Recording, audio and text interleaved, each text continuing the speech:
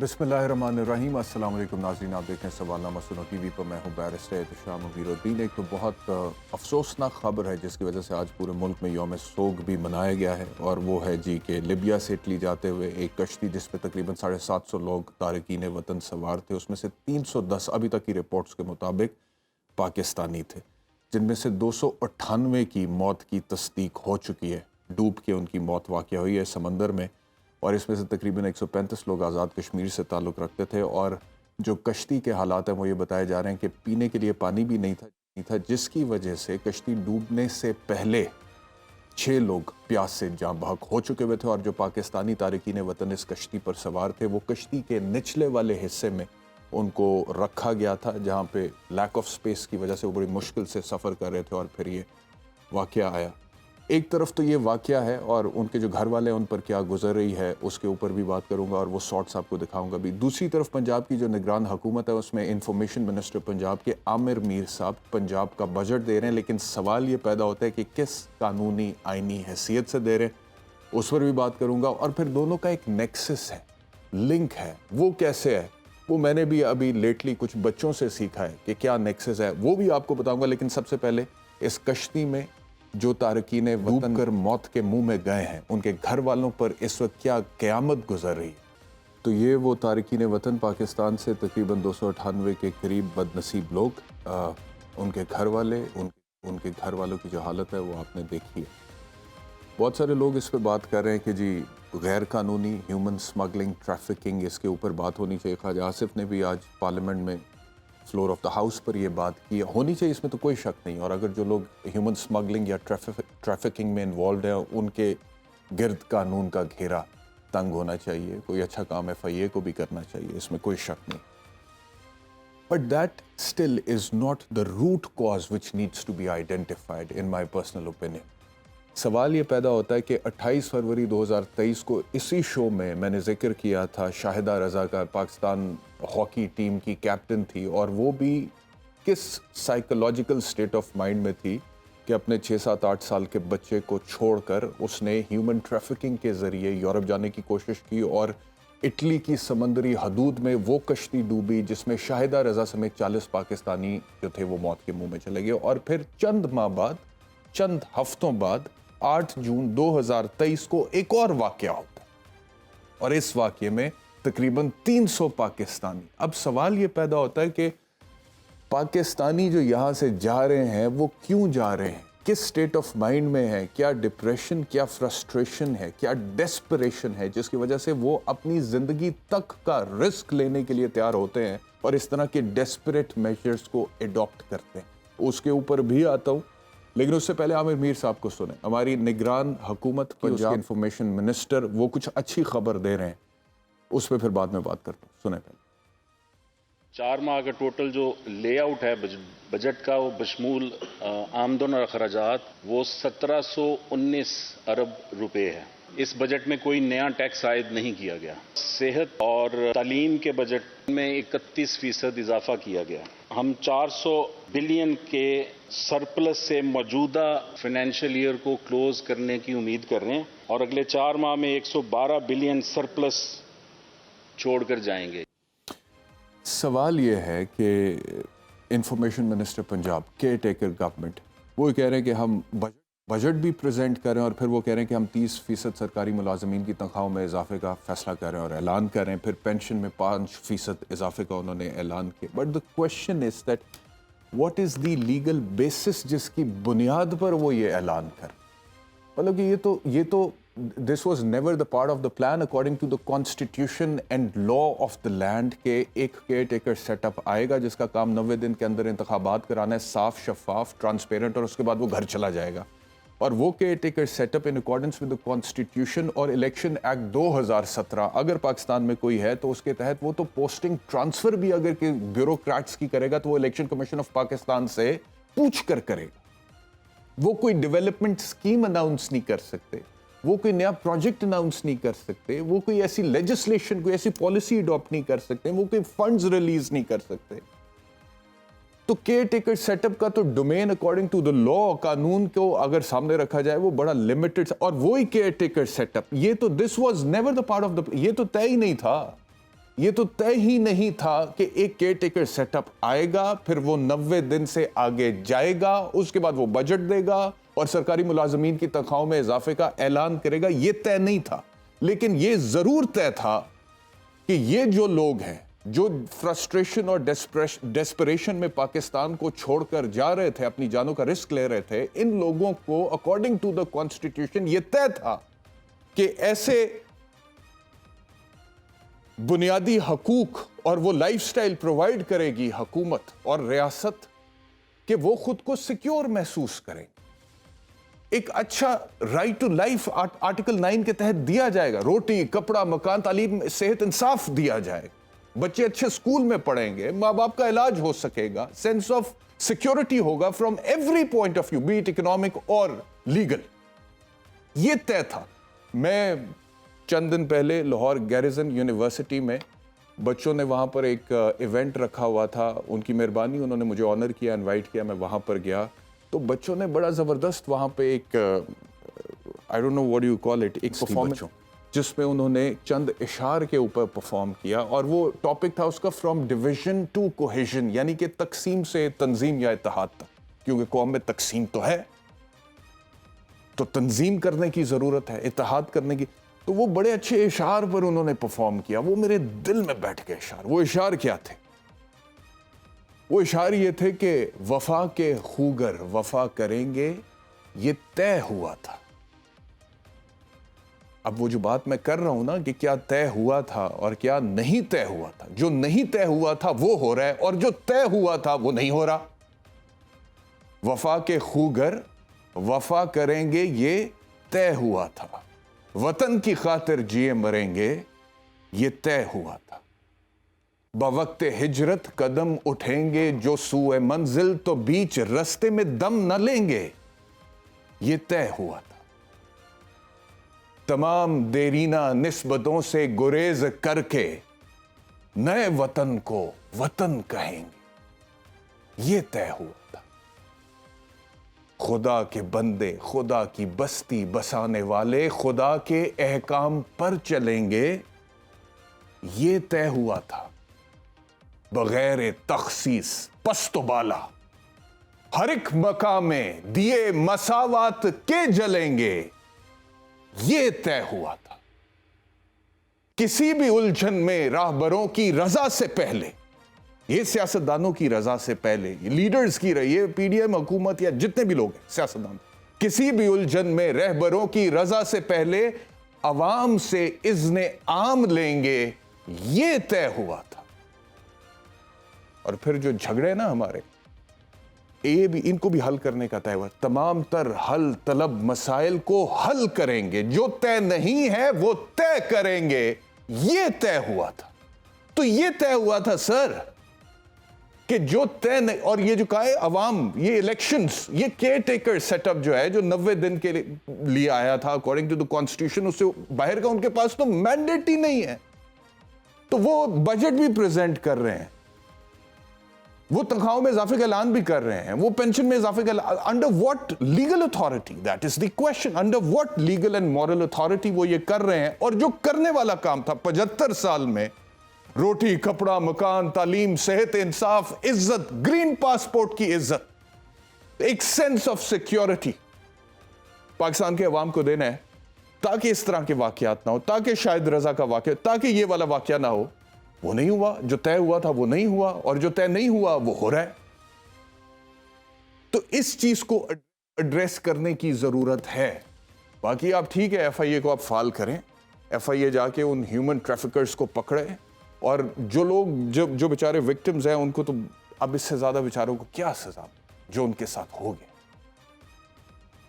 لیکن یہ ہے کہ جو بنیادی ایشوز ہیں ان کو ایڈریس کرنے کی ضرورت ہے. میرے ساتھ جو پینل ہے ان کا تعارف کراتا ہوں. سب سے پہلے اشراق صاحب ہیں, صحافی ہیں یونان سے, اور ان سے بات کروں گا. اس کے بعد جہانگیر جدون صاحب ایڈوکیٹ جنرل اسلام آباد, احمد اویس صاحب سابق ایڈوکیٹ جنرل پنجاب, ان دونوں کی طرف جاؤں گا. بٹ بیفور دیٹ, اشراق صاحب شکریہ میں جوائن کرنے کے لیے. یہ بتائیے گا ابھی تک کیا ڈیٹیلز ہیں تارکین وطن پاکستان سے جو گئے ہیں, جو میں فگر دے رہا ہوں 298 ڈیڈ رپورٹڈلی, از دیٹ کریکٹ؟ جی بہت شکریہ۔ بالکل 298 لوگ جو ہیں وہ جاں بحق ہو گئے ہیں، لیکن سفارت خانہ پاکستان ایتھن جو ہے انہوں نے جو سفیر پاکستان ہے انہوں نے آج پریس کانفرنس کی ہے، یہاں پہ صحافیوں کے ساتھ ملاقات بھی کی ہے، تو انہوں نے کہا کہ ہمارے پاس 250 لوگوں کی لسٹ آئی ہے، جو لوگ جو ہیں وہ لاپتہ ہیں پاکستان سے، ان کے لاحقین جو ہیں انہوں نے ہمیں بتایا ہے اور آئی ڈی کارڈ سب انہوں نے ڈیٹیلز دی ہیں 250 لوگوں کی، لیکن جو بچنے والے افراد ہیں ان کے مطابق اس کشتی میں 310 پاکستانی سوار تھے، جن میں 12 لوگوں کو بچایا گیا اور 298 لوگ جو ہیں وہ جہاں بھاگ ہوئے ہیں۔ یہ کچھ خبریں اس طرح کی بھی آ رہی ہیں اشراق صاحب کہ وہاں پہ وہ یونان کی کوسٹ گارڈ موجود تھی، اور جب یہ کشتی ہچکولے کھا رہی تھی تو اس ٹائم پر وہ لوگ وہاں پر موجود تھے، لیکن ان لوگوں کی مدد نہیں کی گئی اور ان کو ڈوبنے دیا گیا۔ کیا یہ خبریں درست ہیں؟ جی بالکل، یہ خبر درست بھی ہے، لیکن اس کے متعلق ابھی کچھ کہہ نہیں سکتے، کیونکہ یونانی حکومت نے بھی اس پر ایکشن لیا ہے اور یورپی یونین نے بھی اس پر ایکشن لیا ہے، اور آج کوسٹ گارڈ کو جو ہے وہ پیش کیا گیا تھا اور ابھی تک اس حوالے سے اپڈیٹ نہیں ہے، لیکن یونانی عوام جو ہے اس میں کافی زیادہ غم و غصہ پایا جا رہا ہے اور ہزاروں کی تعداد میں یہاں پر مظاہرے بھی ہو رہے ہیں مختلف شہروں میں اس پر، تارکین وطن کی کشتی حادثہ پر۔ اور آپ کو میں یہاں بتاتا چلوں کہ یونان نے اسی دن اعلان کیا تھا، 3 دن یہاں پر یونانی پرچم ہے سرنگو رہا، 3 دن یوم سوگ منایا گیا آفیشیل طور پر۔ نہیں تو وہاں پہ اگر کوسٹ گارڈ موقع پر موجود تھا، انہوں نے ان کو بچانے کی کوشش نہیں کی ہے، اس کے بعد یوم سوگ منایا جا رہا ہے۔ یوم سوگ پاکستان میں بھی منایا جا رہا ہے، لیکن جو پریونٹیو میجرز لینے چاہیے وہ ادھر بھی نہیں لیے گئے۔ جی لیکن جو پاکستانی بچنے والے ہیں ان سے میری بات ہوئی تھی، میں خود گیا تھا کیمپ میں جہاں پر وہ حراستی کیمپ میں ابھی موجود ہیں، تو ان سے میری بات ہوئی تھی، تو ان کے مطابق انہوں نے مجھے بتایا کہ ہم 7 گھنٹے جو ہے ہمارا شپ ایک جگہ رکا رہا، ہم نے کافی مرتبہ کالز بھی کی کوسٹ گارڈ کو، یہ آئے انہوں نے دیکھا ہمیں، مطلب کہ 7 گھنٹے دیکھتے رہے لیکن ہمیں بچایا نہیں۔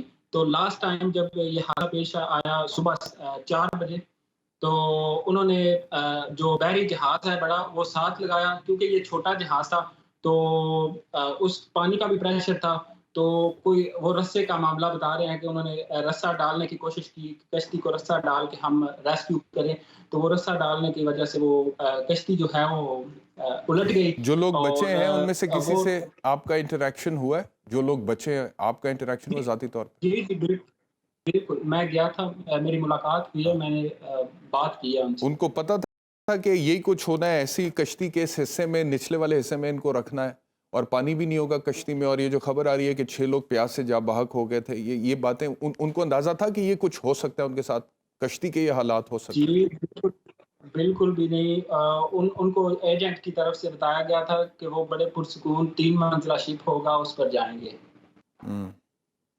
اچھا، بہت شکریہ اشراق صاحب ہمیں جوائن کرنے کے لیے۔ یونان سے احمد اویس صاحب، جہانگیر جدون صاحب۔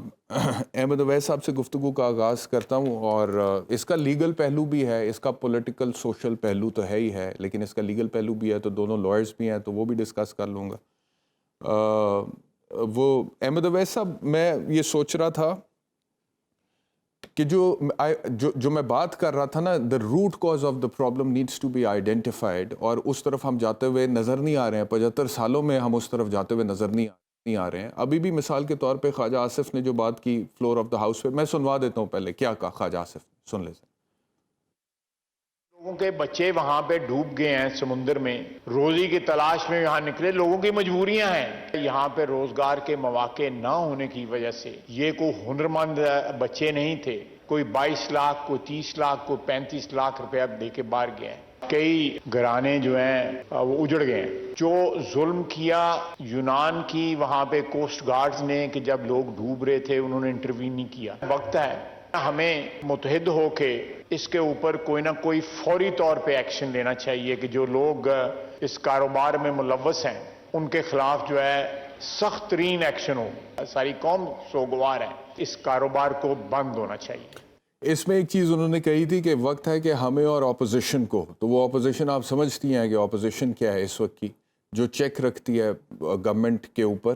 دوسرا انہوں نے کہا کہ ہمیں ایکشن لینا چاہیے، ضرور ایکشن لیں اور ایکشن ہونا چاہیے، اور ایکشن کے بغیر گزارا بھی نہیں ہے. بٹ دا کویشچن از، جو میں بات کر رہا ہوں کہ آخر پاکستان سے ہی کیوں ایسی خبریں آتی ہیں؟ اور بھی ملکوں سے آتی ہیں.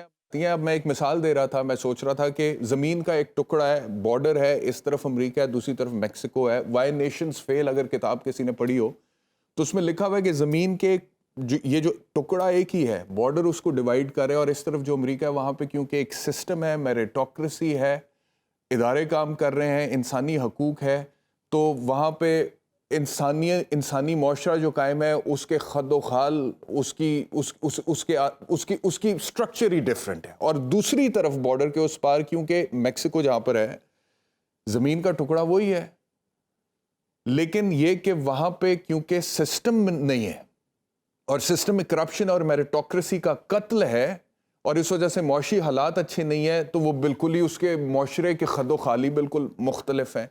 کبھی یہ خبر نہیں آئی کہ امریکہ کے چند شہری غیر قانونی طور پر وہ بارڈر کراس کر کے میکسیکو میں گھسنے کی کوشش کر رہے تھے. ہاں، یہ خبر ضرور آتی رہی ہے کہ میکسیکو کے چند شہری غیر قانونی طریقے سے وہ بارڈر کراس کر کے امریکہ میں گھسنے کی کوشش کر رہے تھے. تو کبھی یہ خبر میں نے تو نہیں ویسے سنی، اگر میں کہیں پہ غلط ہوا تو مجھے کریکٹ کر دیجیے گا، کہ کچھ لوگ پاکستان میں غیر قانونی طریقے سے گھسنے کی کوشش، پاکستانی بہت سارے غریب لوگ غیر قانونی طریقے سے باہر جانے کی کوشش کرتے ہیں. Now this is a legal problem which needs to be addressed, but it is a bigger social and political problem. It is an administrative failure. It is the failure of the implementation of the constitution of this country that demands fundamental rights to be given to the citizens of this country. Jadoon صاحب. جی دیکھیں، یہ تو بڑا گمبھیر صورتحال ہے. جب سے پاکستان بنا ہے تو آپ کو پتہ ہے، آپ بھی انگلینڈ گئے ہیں، میں بھی رہ کے آیا ہوں، تو مائیگریشن اور امیگریشن انلیگل طریقے سے کسی نہ کسی صورت میں ہوتی ہے. بعض لوگ جو افورڈ کر سکتے ہیں وہ جا کے، آپ کو پتہ ہے، وہاں پہ اسائلم اپلائی کر دیتے ہیں ڈفرینٹ ویز سے. تو یہ تو بہتر اگر سہولتیں اپنے ملک کے اندر تو اللہ تعالیٰ نے ہمیں سب کچھ دیا ہوا ہے. تو ہماری جو سکسیسو گورنمنٹ آئی ہے ان کی تو دیکھیں نا، فیلئر تو کسی نہ کسی جگہ پہ ہے، کہ لوگ جو ہے پاکستان سے بڑے برین واش ہو جاتی ہے، بڑے پڑھے لکھے لوگ جاتے ہیں، یا عام جو بندہ ہے وہ جاتا ہے روزگار کی تلاش میں. تو تھوڑا سا ایک چیک ہونا چاہیے، دوسرے لوگوں کو بھی سوچنا چاہیے. یہ کشتی کا پہلا واقعہ نہیں ہے، اس روٹ سے اکثر اس طرح ہی ہوتا ہے کہ واقع ہوتی ہیں، لیکن آج دن تک کوئی ایسا ڈائرسٹک میجر نہیں لیے کہ اس کو کرب کے فار ایور. گورنمنٹ جو ہے اپنے اینڈ پہ، جو آپ کو پتہ ہے ہیومن ٹریفکنگ میں لوگ انوالو ہیں، ان کی بہت بڑی منوپلی ہے، وہ ایف آئی اے کے اندر بھی لوگوں کے ساتھ ملے ہوتے ہیں، تو کس نہ کس طرح چینل سے نکل جاتے ہیں. تو اس کو کنٹرول بالکل گورنمنٹ کو ایک اسٹرانگ اس کو کرنا چاہیے کنٹرول کرنے کے لیے. یہ نہیں کہ ایک دفعہ کہہ دیا تو پھر دوبارہ وہی لوگ جو ایکٹیو ہو جاتے ہیں 2-4 مہینوں کے بعد، پھر وہ لوگ اس کشتی کو بھول جاتے ہیں. ابھی تو یہ حادثہ بالکل نیا ہے نا، تو بڑا لوگوں کے اندر درد بھی ہے. لیکن یہ پہلے بھی ایسا ہے، یہ والا یونان کا روٹ ہے، اس میں کشتیوں کے بہت زیادہ حادثے ہوتے ہیں، کیونکہ کشتی کے اندر اتنے لوگوں کی گنجائش نہیں ہوتی. 50 100 یا 200 لوگوں کی گنجائش ہے تو وہ اوپر ٹرپل جو ہے 600 700 بندہ بٹھا دیتے ہیں، اس سے ڈوبنا ہی ہے. یہ لوگ جاتے ہیں اپنی زندگی پہ کھیل کے ایک روزگار کی تلاش کرتے ہیں. اور ابھی تو اس میں جو ہمیں نظر آ رہا تھا، کہتے ہیں کہ کسی نے 15 لاکھ دیے، کسی نے 20 لاکھ دیے، تو اتنے پیسے دے کے ایک وہ موت خریدنے کے لیے جاتے ہیں، اس موت کے کنویں میں چلے جاتے ہیں. یہ بڑا انفارچونیٹ ہے. ہمیں تو تمام جتنے بھی لوگ ایک قسم کی شہادت کی ہے تو ان سے دلی ہمدردی ہے. لیکن اس میں دونوں طرف سے گورنمنٹ کا بھی چاہیے اور سوشلی آپ لوگوں کو بھی چاہیے کہ چاہے حالات تنگ ہی ہیں پاکستان میں، لیکن آپ موت خریدنے کے لیے ایک ایسے روٹ سے جا رہے ہیں جو آپ جان بوجھ کے آپ اس رسک لیتے ہیں اور چھلانگ لگا دیتے ہیں کہ ایسی کشتی میں جس کا پتہ نہیں ہوتا کہ وہ آگے منزل تک پہنچ سکتی ہے یا نہیں پہنچ سکتی. تو اس میں سوشل پرابلم تو ہے. اب اس میں کوئی شک نہیں ہے کہ کنسٹیٹیوشن کے اندر تو اسٹیٹ کی بہت بڑی ذمہ داری ہے، لیکن وہ سکسیسفلی اب 75 سال سے ہم کیا کہتے ہیں مار ہی کھا رہے ہیں ابھی تک ہی. غریب آدمی تو اٹھ نہیں سکا ہے، تو جو آگے اٹھ جاتا ہے تو وہ غریب کو اٹھنے نہیں دیتا. تو اس میں تو یہ حقیقت ہے کہ ہمیں سوشل ریفارمز کی، کیونکہ دیکھیں انمپلائمنٹ، انڈر امپلائمنٹ بھی ہے، ان امپلائمنٹ بہت زیادہ ہے. ایون ہماری جو پڑھے لکھے آج جو لڑکا یا لڑکی جو ہے گریجویٹ ہوتے ہیں یونیورسٹی سے یا ماسٹر کرتے ہیں، ایون پی ایچ ڈی لوگ، آپ ایک کنسٹیبل کی دیکھیں پوسٹ ایڈورٹائز کرتے ہیں، اس کے اندر ایک پوسٹ ہوتی ہے تو 800-900 بندہ ایک پوسٹ کے لیے اپلائی کرتا ہے. اس میں ایسے ایسے لوگ آتے ہیں کہ ڈبل ایم اے، گریجویٹ، پی ایچ ڈی. تو یہ تو ملک کے اندر یہ تو پرابلم ہے، اس میں تو کوئی بندہ یہ ڈینائی نہیں کر سکتا، چاہے وہ گورنمنٹ کا ہے، چاہے وہ پوزیشن کا ہے، چاہے وہ کسی بھی پارٹی سے لگ رہتا ہے. تو اس کے لیے ریفارم ٹھیک کی ہے. ضرورت ہے. ہماری گورنمنٹ جو بھی آتی ہے وہ اب وہ چل نہیں دیتے. اگر 2-3 سال گورنمنٹ صحیح چلتی ہے تو اس کو اٹھا کے باہر پھینک دیتے ہیں. کوئی ریفارمز کو مل کے کوئی ڈائلاگ کے ذریعے پوزیشن، ان چیزوں پہ تو فوکس ہی نہیں ہے. ابھی تو ہے کہ سیٹیں کتنی لینی ہے، الیکشن کب ہونے، بڑے میجر جو کانسٹیٹیوشنل کرائسس ہے نا پاکستان کے، وہی نہیں حل ہو رہے. تو یہ تو چیزیں تب ہوتی کہ اسٹیبل گورنمنٹ ہو، اکانومی ٹھیک ہو، انڈسٹریلائزیشن ہو. ہمارے ملک کے اندر یقیناً اب بجلی جو ہے وہ کس طرح لوڈ شیڈنگ ہو رہی ہے، انڈسٹری وہاں پہ لگ نہیں رہی ہے، تو بے ایسے روزگاری بڑھ رہی ہے. تو دن مجھے بدن اجازت خراب ہی دیجیے ہو گا، رہی ایک ہے. بریک لینی اب ہے. اس پہ کوئی بندہ کہتا ہے کہ بڑا پاکستان کے اندر ہر چیز ٹھیک ہے، ہاں میرے خیال میں تو جو گراؤنڈ ریئلٹیز ہیں ان کو ایکسیپٹ کرنا چاہیے.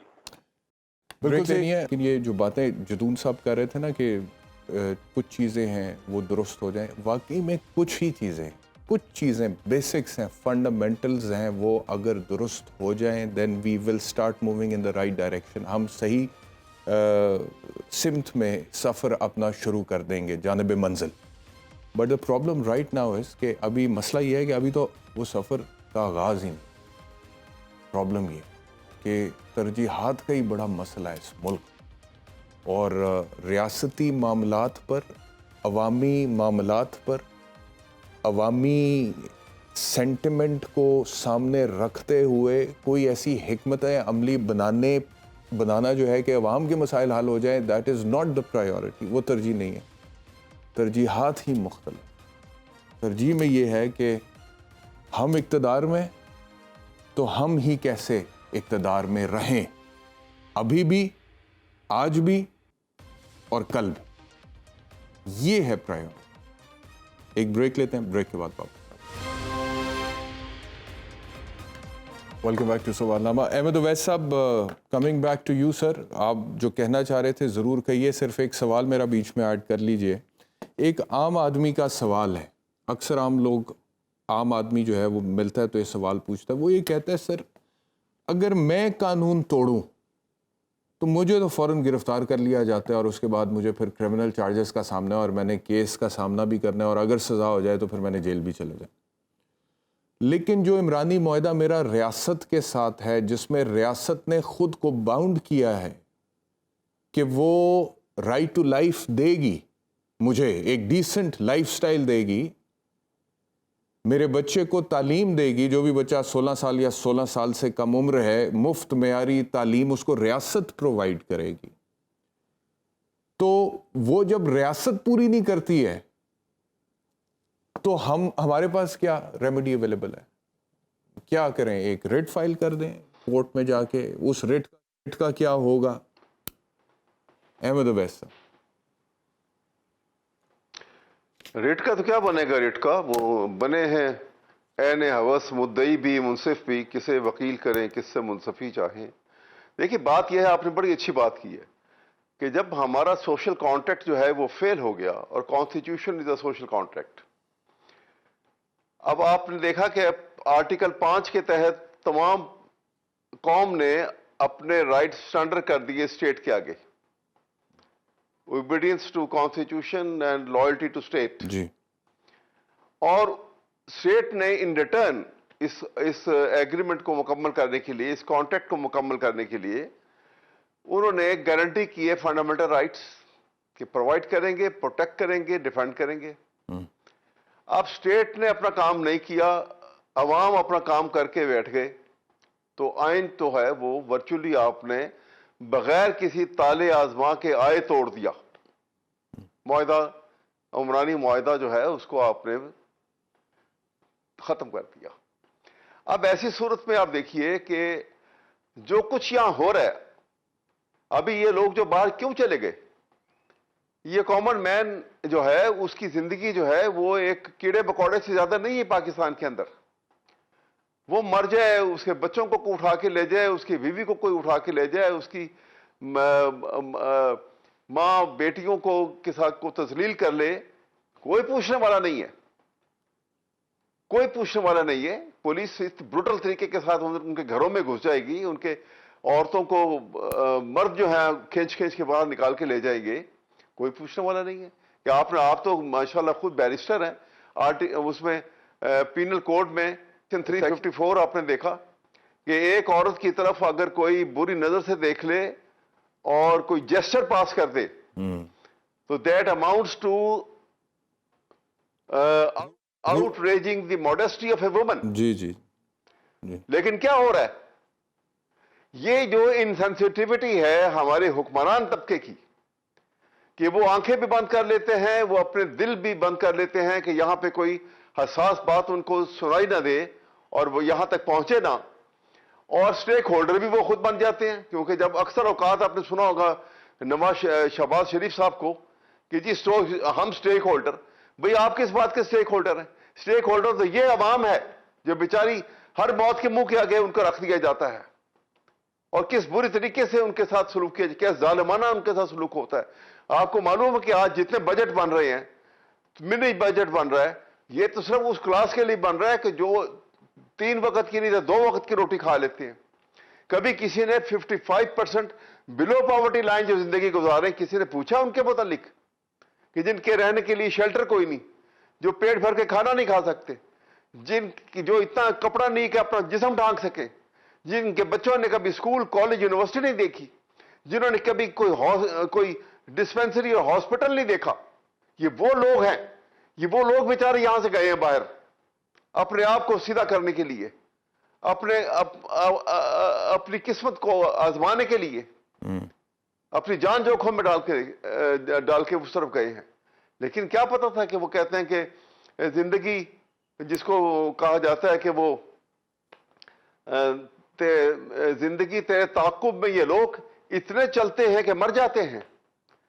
میری یہ آپ سے کہنے کا مقصد یہ ہے کہ دیکھیے حکمران کس لیے بنتا ہے, یہ ریاست کا تصور کیا ہے؟ صحیح ہے کہ گورنمنٹ آف دی پیپل. اب وہ بیچارے جن کے ووٹ سے آپ لے کر آتے ہیں ان کو تو بھول جاتے ہیں. آپ اسمبلی میں جا کے جب بیٹھتے ہیں پارلیمنٹ کے اندر تو آپ اپنے آپ میں پڑ جاتے ہیں کہ کیا لینا ہے اور کیا دینا ہے اور کیسے کمائی کرنی ہے. یہ بڑا لیکریٹو بزنس ہے, اور آپ جو پیسے بھی باہر سے آتے ہیں تو اس میں سے بھی آپ کا شیئر ہو جاتا ہے. ان بیچاروں کے ساتھ کیا بنتا ہے؟ جب تک ہم اس طرف نہیں سوچیں گے, خدا کے لیے آج وہ وقت آ گیا کہ پاکستان تباہی کے دہانے پہ ہے. اگر آج بھی ہم نے یہ نہ سوچا ان کے متعلق, اپنے ان غریب لوگوں کے متعلق, کسی سیاستدان کو, اچھا سیاستدان تو وہ کہلائے گا میرے نزدیک کہ جس کے اندر ایک حساس دل ہو اور جن کی آنکھیں جو ہیں وہ ایک عام آدمی کی چہرے کی سلوٹیں دیکھ کر یہ احساس کر لے کہ ہاں معاشرہ بڑی تکلیف میں ہے. اور اگر کسی کے چہرے پہ ایک کامن مین کے چہرے پہ مسکراہٹ ہے تو پھر پتہ لگے گا کہ ہاں معاشرہ جو ہے خوشحال ہے. یہ صورتحال جو ہے جب تک ہمارے اندر یہ احساس, ہمارے مائنڈ سیٹ ایسے نہیں بنیں گے, ہم یہی حادثات ایک کے بعد دہراتے چلے جائیں گے. کیونکہ نہ ہم نے کسی کو سزا دینی ہے, ان کی جیب میں they have swelled up pockets, پیسوں سے بھری ہوئی ان کی جیبیں ہیں ہیومن سمگلنگ کرنے والوں کی. تو وہ کیا کریں گے؟ نہ عدالت ان کو کچھ کہے گی, نہ معاشرہ ان کو کچھ کہے گا, اور یہ سلسلہ اسی طرح چلتا رہے گا. یہ لوگ اسی طرح مرتے رہیں گے. آج اس طرح سے مرے ہیں, کل لقمہ اجل کسی اور طریقے سے بن جائیں گے. تو خدا کے لیے یہ ہم اس تباہی کے دہانے پہ کھڑے ہیں کہ جیسے اس نے کہا تھا نا, چارلس ڈکن نے, آپ کو یاد ہوگا اس میں وہ ٹیل آف ٹو سٹی میں اس نے یہ کہا تھا کہ اس نے کہا کہ it was the best of time, it was the worst of time, it was the age of wisdom, it was the age of foolishness, it was the spring of hope, it was the winter of despair. We had everything before us, we had nothing before us. یہ خطرناک صورتحال کو سر جوڑ کے نہیں بیٹھیں گے اور حساس دن سے اس کو ختم کرنے کی کوشش نہیں کریں گے, ہم نہ سدھریں گے, نہ ہمارا معاشرہ ٹھیک ہوگا, اور ہم اس بد سے بدتر حالات میں چلتے جائیں گے, اور اپنے ہی بھائی بہنوں کی غربت سے مر رہے ہیں اور ان کی قربانیاں دیتے چلے جائیں گے, اور ان کے خون کے اوپر ہم بعد میں بیٹھ کے ایک مگرمچھ کے آنسو بھی بہائیں گے, اور ہمارا جھنڈا بھی سر نگوں ہو جائے گا. یہ ڈائیکاٹمی سے نکلنا ہوگا, یہ ڈبل سٹینڈرڈ سے نکلنا ہوگا اگر پاکستان کو بچانا ہے. اجازت دیجیے گا, ملک کی خیر خواہی ہے. جی مجھے اجازت دیجیے گا. جدون صاحب آپ کی طرف آؤں گا. ایک تو یہ کہ یہ جو بات کی اس پہ بھی ضرور کامنٹ کر دیجیے گا, جو میں نے بھی سوال اٹھایا تھا کہ ایک عام آدمی کہتا ہے کہ میں اگر قانون توڑوں تو میرے لیے جیل ہے, اور اگر ریاست آئین پر نہ چلے تو میرے پاس کیا ریلیف ہے. میں تو تمہارے تھانے کو بھی مانتا ہوں, پٹوار خانے کو بھی مانتا ہوں, تمہارے ڈی سی ایس پی کو بھی مانتا ہوں, ٹھیک ہے, تمہیں بھی حاکم مانتا ہوں, تو مجھے تو تم جیل میں ڈال سکتے ہو اگر میں قانون توڑ. لیکن اگر تم قانون کے مطابق مجھے میرے حقوق نہ دو تو میرے پاس کیا رائٹ ہے بھائی, میرے پاس کیا اس کی ریمیڈی اویلیبل ہے. دوسرا, یہ جو پنجاب میں بجٹ پیش کیا گیا ہے, میں چاہتا ہوں کہ اس کے اوپر آپ اپنا نقطۂ نظر دے دیں کہ یہ آئینی ہے, یہ غیر آئینی ہے, given the domain of the caretaker set up in accordance with the Elections Act 2017, جس میں وہ کہتے جی کہ پوسٹنگ ٹرانسفر سے پہلے بھی الیکشن کمیشن آف پاکستان سے اجازت لینا ضروری ہے. تو یہ حکومت تو بجٹ پریزنٹ کر رہی ہے, تنخواہوں میں اضافے کا اعلان کر رہی ہے, پینشن میں اضافے کا اعلان کر رہی ہے, تو کیا یہ ان کی آئینی ڈومین میں آتا ہے؟ جی بسم اللہ الرحمن الرحیم. دیکھیں پاکستان کے اندر جو انسٹیٹیوشن بلڈنگ ہے وہ بالکل نہیں ہے. اگر تھوڑی بہت تھی تو وہ بھی کولیپس کر رہے ہیں ہمارے. آپ دیکھیں جیسا کہ آپ نے کوسچن اٹھایا کہ اگر اسٹیٹ کوئی کام کرتی ہے تو دیکھیں جو فنڈامنٹل رائٹس ہیں کنسٹیٹیوشن کے اندر, ان کے جو کسٹوڈین ہے, گارڈین ہے, وہ کورٹس ہیں. اگر آپ کا کوئی فنڈامنٹل رائٹ وائلیٹ ہوتا ہے تو آپ کے پاس کوئی ایسا طریقہ تو نہیں کہ آپ ہاتھ سے یا اپنی طاقت سے اس کو ٹھیک کر سکیں. وہ یہی طریقہ ہے کہ آپ عدالت جو ہے اس کی ذمہ داری یہ ہے. کنسٹیٹیوشن کورٹ اس کو اسی لیے کہتے ہیں کہ they have to protect the constitution اور they have to protect the fundamental right of the individual living in the state. تو ان کا یہ فرض بنتا ہے کہ وہ اپنے آرڈر کو انفورس کرائیں اور وہ کنسٹیٹیوشن جو ہمارے فنڈامنٹل رائٹس ہیں ان کو انشور کریں کہ ان کی انفورسمنٹ ہو. کیونکہ ہمارے کوئی بھی اگر لیٹ سے پولیس والا وائلیٹ کرتا ہے, کیونکہ سی آر پی سی کے اندر, پی پی سی کے اندر تو پولیس ہی ہے, چاہے اس کی بیک اپ پہ کوئی بھی ایجنسی کام کر رہی ہے تو الٹیمیٹلی رسپانسبل تو وہی ایجنسی ہے جس کا کوئی ذکر ہے کسی کتاب کے اندر, کسی آئین کے اندر. تو اس کو کوئی بیک اپ سپورٹ اگر دے رہی ہے ایجنسی, ایف سی ہے, رینجر ہے, یا وٹ ایور دے آر, تو وہ بھی انہی کے آگے سپرویژن کے اندر یا کمانڈ کے نیچے چلتی ہیں. تو اگر کوئی چیز کسی کی چار دیواری کا تحفظ نہیں ہے تو وہ آبویسلی وہ کورٹ کے اندر جاتا ہے اور ریلیف ملتے ہیں. یہ نہیں کہ بالکل اب عدالتیں بند ہو گئی ہیں اور کسی کو کوئی ریلیف نہیں ملتا ہے. ابھی جتنی پٹیشنیں آ رہی ہیں آپ دیکھیں, ایک کے بعد دیگرے گورنمنٹ قانون بناتی ہے, سپریم کورٹ اٹھا کے باہر پھینک دیتی ہے. تو اس میں یہ نہیں ہے کہ ہم نہیں ہے, لیکن آبویسلی اس طرح کو 100% کوئی اسٹینڈرڈ نہیں ہے کہ ہمارے انسٹیٹیوشن جو ہے چلے عدالتوں کو چھوڑ دیں, کوئی اور ایسا انسٹیٹیوشن نہیں ہے. تو اس میں کیونکہ انسٹیٹیوشن بلڈنگ ہونے ہی نہیں دیتے, جو ہی ملک کے حالات ٹھیک ہوتے ہیں کوئی گورنمنٹ جو ہے کرتی ہے, ٹیک آف پوزیشن آتی ہے, اس کو الیکٹڈ پرائم منسٹر کو اوورتھرو کیا جاتا ہے. یہ تو پاکستان کی 75 سالہ تاریخ میں دیکھیں نا, کس پرائم منسٹر نے 5 سال پورے کیے ہیں اور وہ ڈیموکریٹک فورسز کو جو ہے وہ سموتھلی کام کرنے دیا گیا ہے. لوگ تو ووٹ بیچارے دے دیتے ہیں, ووٹ 5 سال کے لیے مینڈیٹ ہوتا ہے لوگوں کا, لیکن آدھے میں جو ہے وہ اس کو الٹا پلٹا اور کر یہ دیا جاتا ہے. پنجاب کا بجٹ جو ہے کو کیئر ٹیکر سیٹ اپ کا, اس کے اوپر بھی پلیز کامنٹ. اب بجٹ دیکھیں, اس میں تو یہ آلریڈی پنجاب گورنمنٹ کی جو نگران حکومت تھی, اب یہ تو ہائی کورٹ کا کام تھا, اس میں کوئی فائنڈنگ دے دیتی کہ یہ ان کے انلیس کے الیکٹڈ گورنمنٹ نہ ہو اس وقت تک تو اب یہ رہیں گے, کیونکہ انہوں نے جو گورنمنٹ ڈیزولیشن کی تھی, انہوں نے یہ ہماری آئین کے مطابق ڈیزولیشن ہوئی ہے. اس نے کسی نے ریٹ پٹیشن کی تھی لاہور ہائی کورٹ میں, انہوں نے محض ڈسمس کر دی کہ نگران کی آپ جو ہے نا وہ نہیں کریں. اب کے پی کے اندر آپ کو پتا ہے الیکشن کی ڈیٹ ہی نہیں اناؤنس ہوئی, تو یہ سپریم کورٹ سے بھی کوئی اس طرح جلدی میں ہو کہ اگر اس وقت فل کورٹ بن جاتی, متعدد بار آپ کے بھی میں ٹاک شو میں ہم اتنی دفعہ کہہ چکے ہیں کہ فل کورٹ اگر اس وقت بن جاتی, ایک ڈسیزن آ جاتا جی کہ آپ اتنے دن میں الیکشن نہیں کرائیں گے تو اس جو الیکٹڈ گورنمنٹ کا مینڈیٹ نہیں ہوگا, تو اس وقت پھر بندہ بات کر سکتا ہے. اب الیکٹڈ کا جو اس کا انٹرم گورنمنٹ ہے, اس میں بھی کوئی کلیئر کٹ ڈسیزن نہیں آیا ہوا کہ یہ اگر آگے جاتی ہے تو پھر یہ کس طرح آگے پروسیڈ کرے گی. اب بجٹ تو ظاہر انہوں نے دینا تھا, معاملات پچھلا تو جو بجٹ ہے وہ 30 جون کو کلوز ہو جائے گا, اس کے آگے پھر گیپ تو نہیں رہ سکتا. تو انہوں نے اب جو ہے وہ 4 منتھ کے لیے دیے, ابھی جو الیکٹڈ گورنمنٹ آئے گی تو وہ آگے چلا دیں گے. جی ٹھیک ہے, آپ کی رائے, بہت شکریہ ہمیں جوائن کرنے کے لیے. جہانگیر جدون صاحب, احمد اویس صاحب, ایک بریک لیتے ہیں, بریک کے بعد تو معیشت کے پوائنٹ آف ویو سے بات کریں گے doctor Khaqan Najeeb. Welcome back to Sawal Nama. Doctor Khaqan نجیب ماہر معاشیات ہمارے ساتھ ہے. ڈاکٹر صاحب بہت شکریہ ہمیں جوائن کرنے کے لیے. ڈاکٹر صاحب سب سے پہلے ایک جنرل کویشچن ہے آپ سے, وہ یہ ہے کہ اس وقت پاکستان کی معیشت کے جو حالات ہیں, معیشت میں جو ڈپ ہے, اس کو اگر تاریخی اعتبار سے آپ اس کا کمپیریزن کریں with the rest of the same kind of situations in the history of the country کہ پہلے جتنی دفعہ ملک میں کوئی اکنامک پوائنٹ آف ویو سے ڈپ آیا ہے, معیشت نیچے گئی ہے, گری ہے, تو کیا کمپیریزن آپ ڈرا کریں گے؟ یہ اس طرح کی آج کل کا جو ڈپ ہے, جو حالات ہیں, جو اعداد و شمار ہے, گروتھ ریٹ جس طرح سے آلموسٹ ورچولی 0% پہ ہے, انفلیشن 38% پہ ہے, اس طرح کے پریسیڈنٹس موجود ہیں, نظیریں ملتی ہیں, یا پھر یہ انپریسیڈنٹڈ ہے؟ ڈاکٹر صاحب.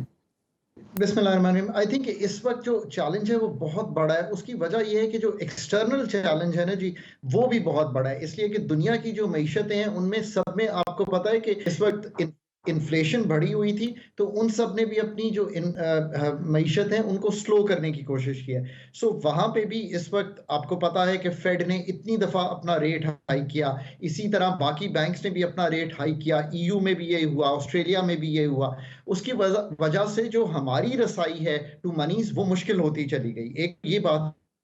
دوسرا انپریڈکٹڈ اس لیے کہ آپ ایک فلڈز کی سچویشن سے نکلے, ایک پولیٹیکل انسٹیبلٹی اور انسرٹنٹی تھی آپ کے ملک میں, پھر آبویسلی جو 9 مئی کے ایونٹس تھے وہ بھی انپریسیڈنٹڈ تھے, پھر حکومت کا جو چینج ہونا ہے وہ اس وقت ہوا جب آبویسلی آپ کی ڈاؤن سائڈ جو سلائیڈ تھی وہ ہو رہی تھی, اور جب ایک نئی حکومت آئی اس کو پھر وقت لگا.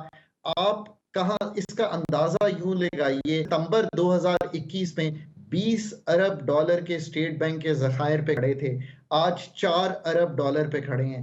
Every thing left aside Ehtisham sahab, that number alone is so challenging for Pakistan, جبکہ آپ کی جو مطلب امپورٹس ہیں وہ 1 ماہ کی نہ کور ہو رہی ہوں, اور یہ وہ امپورٹس ہیں جس میں پھر آپ نے اپنی اکانومی کو قدغن لگا کر ایڈمنسٹریٹولی. ٹھیک ہو گیا ڈاکٹر صاحب, شاید آپ نے کہا کہ انپریسیڈنٹڈ ہے. میں استفادہ کرنا چاہوں گا آپ کی گفتگو سے زیادہ اسی کو کنیکٹ کروں گا اگلے سوال سے. آپ نے کہا کہ انپریسیڈنٹڈ ہے اور اس کی وجوہات آپ نے بتائیں, ویور نے سنی ہماری. آپ نے کہا کہ نومبر 2021 میں ہمارے فارن ریزروز 20 ارب ڈالر پہ تھے, آج 4 ارب ڈالر پہ. اب اگلا سوال یہ ہے کہ یہ جو حکومت ہے یہ کہتی ہے کہ پچھلی حکومت نے بارودی سرنگیں بچھائی تھیں اس لیے حالت ہے جو کہ ہے. اس آرگومنٹ میں کتنی جان ہے آپ کی نظر میں as an expert of the economy? چلیں اس کو اس طرح لے لیں گے. میں نے آپ کو ایک سپٹمبر 20 میں بتایا کہ آپ کے زر مبادلہ 20 تھے. جب اس حکومت نے حکومت چھوڑی تو آپ کے زر مبادلہ کے ذخائر 11 ارب ڈالر پہ آ گئے تھے. تو you were on a down slide. اس 11 سے اب ہم 4 پہ آ گئے ہیں. دیٹ آئی تھنک جب مجھ سے یہ لوگ سوال پوچھتے ہیں تو میں نے اس کو سوچا ہے کافی, یہ آسان ترین جواب ہے. انفلیشن 12% تک چلی گئی تھی, وہ اب بڑھ کے آپ نے دیکھا ہے کہ ایوریج شاید 30% ہوگی اس سال کی, اس پچھلے مہینے میں 38% تھی. سو جو سلائیڈ تھی اس کو ہم نہیں پائے. اس کی کلیدی دونوں کی ایک ہی وجہ ہے احتشام صاحب, اگر کوئی ملک ایسے چیلنج میں آتا ہے, معذرت کے ساتھ انٹرنیشنل آرکیٹیکچر ہے ایک, اس میں ڈاکٹر ایک ہی ہے. آپ نے انحراف بارہا کیا ہے پچھلے 2 سالوں میں IMF کے پروگرام سے. ان دونوں حکومتوں کو باقی کچھ بھی اگر سائڈ پہ چھوڑ دیجئے تو IMF کے پروگرام سے پیٹرول سبسڈی ہو, روپے کو روکنا ہو, قیمتوں میں تبدیلی کو ڈیلے کرنا ہو, ٹیکسز نہ لگانا ہو, ایمنسٹی کی طرف جانا ہو, یہ ساری چیزیں IMF سے انحراف کروایا. 3 ممالک جو نہیں تھے IMF کے پروگرام میں, آپ لکی تھے احتشام صاحب, ہم بھول جاتے ہیں. ہم کووڈ کے بعد we were in an IMF programme. IMF نے آپ کو 1.4 ارب ڈالر کووڈ میں بغیر کسی شرط کے دی. اس کے بعد سری لنکا ڈیفالٹ کیا, کہاں گیا؟ آپ خدا نہ خواستہ کسی مشکل میں اور آئیں گے تو کہاں جائیں گے؟ IMF ہی ریسٹرکچر کرے گا. گھانا IMF کے پاس گیا. بنگلہ 34 ارب ڈالر کے ذخائر پہ تھا. میں ہمیشہ کہتا ہوں کہ ہم ان کی اب مثال دیتے ہیں, انہی کی مثال لے لیجئے, وہ IMF کے پاس گیا. ٹھیک ہو گیا ڈاکٹر صاحب, وقت ختم ہو گیا ہے. I'm sorry, I have to close the show here. آپ نے کہا کہ IMF کے پاس مختلف ممالک گئے ان حالات میں. سوال یہ ہے کہ اب پاکستان کے معاملات IMF سے کیسے طے پائیں گے, اور طے پائیں گے تو کب طے پائیں گے, اور اگر خدا نخواستہ نہ طے پائے تو جو اسحاق ڈار صاحب کہتے ہیں کہ پلان بی ہے, وہ کیا ہے, وہ کس حد تک پاکستان کی اکانومی کو ریسکیو کرے گا؟ یہ سوال ہیں جن کے جواب آنے والے پروگرامز میں ہم کھوجنے کی کوشش کریں گے. بہت شکریہ پروگرام دیکھنے کے لیے. اپنا بہت خیال رکھیں. اللہ